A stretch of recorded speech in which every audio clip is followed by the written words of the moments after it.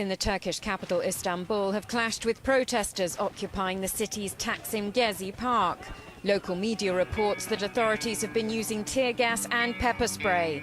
The activists want to preserve the green space amid plans to demolish it for a widened road, a shopping centre and new housing. Police descended on the park in the early hours of Thursday to clear out the protesters who've been camping there for 3 days.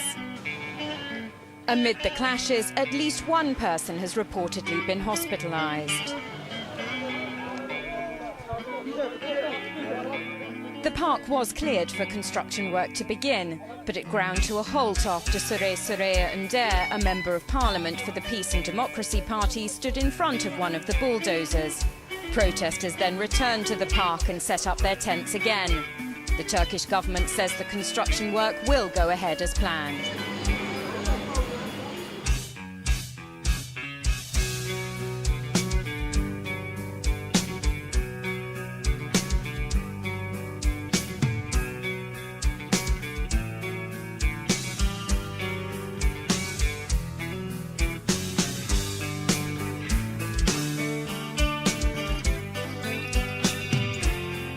Do you remember Pearl Roundabout, Lolo Square in Manama, Bahrain? It used to look like this, but now it looks like this. The regime in Bahrain tried to erase the symbol of the revolution and the importance of the square, just as in Tahrir Square, the former Mubarak regime in Egypt sent in camels with men on them to try to beat the protesters and scare them off and block out the importance of protesters gathered there. Now from Tahrir, we go to Taksim Square in Istanbul, Turkey. The Turkish government has decided that the most well-known square in the country, along with Gezi Park, should be made into a shopping center. Why would Ankara decide to destroy this historic area?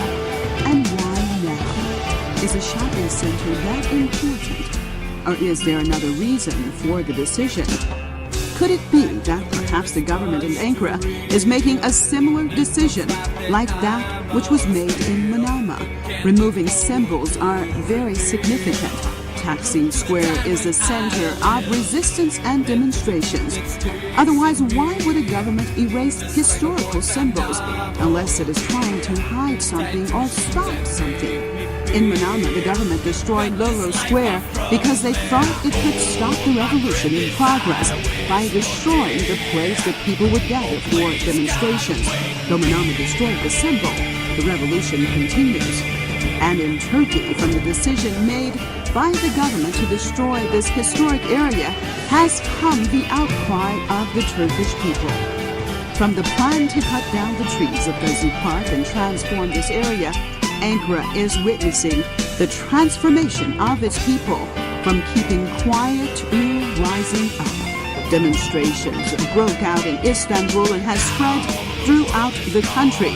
There are no longer demonstrations protesting just the destruction of a historic area. There are protests against the destruction of the direction that the Turkish people want their government to go in. The government has responded harshly with tear gas, water cannons, and arrests. Many people have been injured, and at least one person, according to latest reports, has been killed. The Turkish people are fed up with a government they see as more and more going in a different direction than what its people want. The Turkish people did not want its nation to get involved in the Syrian situation, but the government did. The Turkish people kept saying that they had no problems with its neighbors and that ultimately by being involved it could affect Turkey itself. But the government of Tayyip Recep Erdogan continued to have a deaf ear towards its people and continued working with the Americans and the Saudis and others to overthrow the government in Damascus. The Turkish government approached the Syrian situation as if there was sheer hatred for the Syrians.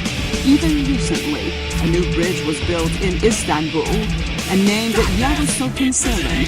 Why did you decide to name the bridge after the king who killed tens of thousands of Alavis and fought with Iran and conquered Syria? What message are you trying to give? are you promoting blood being spilled? Why don't you promote peace?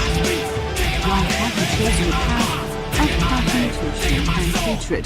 And now what has happened from the roots of hatred, even inside of Turkey itself?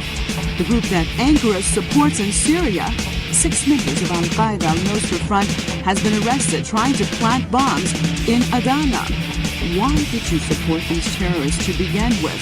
That now they're inside of Turkey and threatening the country. Now that you have refused peace, the path that your people wanted, now the streets in many Turkish towns are filled with your own people calling for the government to fall. As you beat your people and attack them with tear gas and water cannons, do you think that you are promoting democracy? Or are your lies finally coming apart for the world to really see what the government of Erdogan is and what it stands for? It does not stand for Islam, it does not stand for democracy, but simply is another pawn in the hands of the Americans. As more and more people take to the streets, young and old, as even famous singers and actors are demanding a change, what will your response be this time? Will it be what the Turkish people really want? Or will it be what those pulling the strings of the Turkish government demand?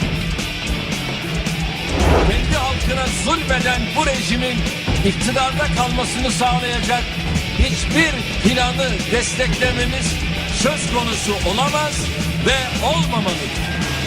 Kendi halkına zulmeden bu rejimin iktidarda kalmasını sağlayacak hiçbir planı desteklememiz söz konusu olamaz ve olmamalıdır. Ve halkın sesini halen baskı ve şiddetle susturmaya çalıştığını görüyoruz.